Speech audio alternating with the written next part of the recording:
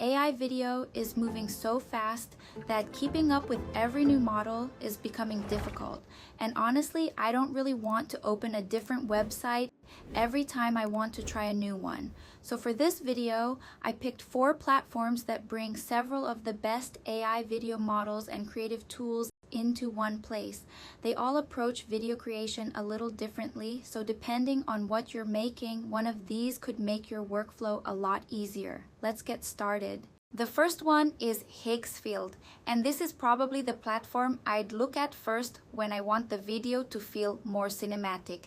Instead of giving you only one video model, Higgsfield brings models like Veo, Sora, Kling, Wan, Seedance, and others into the same workspace. So if one model isn't giving me the movement or look I want, I can try another without rebuilding the entire project somewhere else. But the part I find more interesting is the control around the generation. You can work with first and last frames, use a reference video to guide motion, edit existing footage, and control things like camera movement.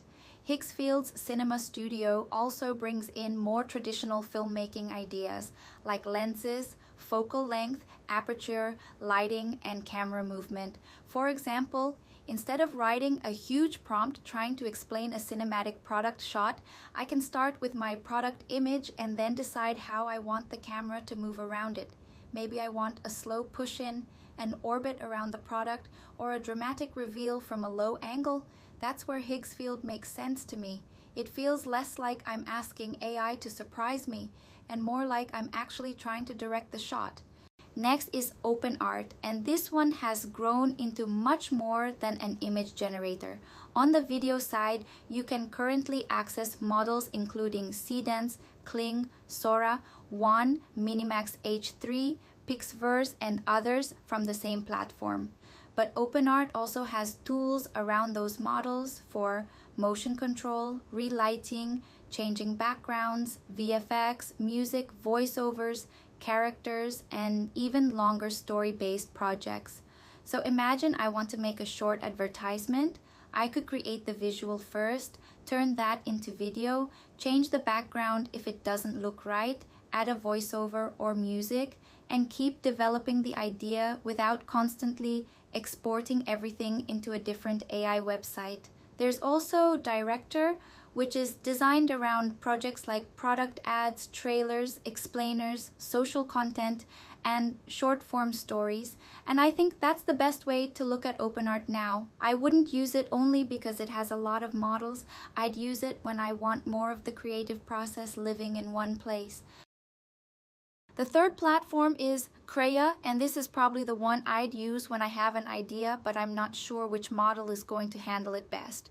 Craya gives you access to several major video models, including Veo, Sora, Kling, Wan, Runway, Seedance, and others. More importantly, you can try the same kind of idea with different models and compare the results instead of committing to one straight away. For example, maybe I have one image of a character walking through Tokyo at night. I can animate that image, try a couple of different models, and see which one gives me the best movement and camera feel. If one handles the character well but another gives me better motion, that comparison becomes much easier. Craya also supports things like image to video, first and last frames, clip extension, merging scenes, editing, upscaling, and other creative tools in the same workspace. So I think Craya works really well for experimentation. Sometimes you don't know which model is best until you actually see what they do with your specific idea, and this makes that process much quicker.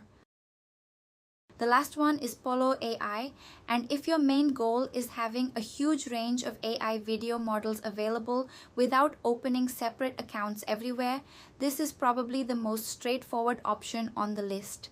Inside Polo, you can currently find models such as Seedance, Veo, Sora, Kling, Hailuo, Runway, Pixverse, Vidu, Luma, Wan, and Polo's own video models. So you can start with a normal text-to-video or image-to-video generation, but there are also separate tools for things like lip sync, video enhancement, upscaling, background removal, and other common video jobs. Polo also has an AI agent that takes this in a slightly different direction. Instead of choosing every part of the workflow yourself, you can explain the kind of video you want, give it your references, and the agent can help decide how to approach the project and which model to use. I think that could be useful for someone who wants access to all these models but doesn't necessarily want to understand the strengths and weaknesses of every single one before they start creating. So those are 4 AI video platforms I think are worth checking out in 2026. Higgsfield is the one I'd look at when I want more cinematic camera control. OpenArt gives you a much broader creative workflow around the video itself. Craya is great for quickly experimenting with different models, and Polo AI gives you a huge selection of models and tools in one place. And for me, that's becoming more important as AI video gets better. I don't necessarily want to choose one model and use it for everything. Sometimes one model works better for a realistic shot, another handles motion better, and another might be better for a completely different scene. Having several of them inside one platform just makes experimenting a lot easier.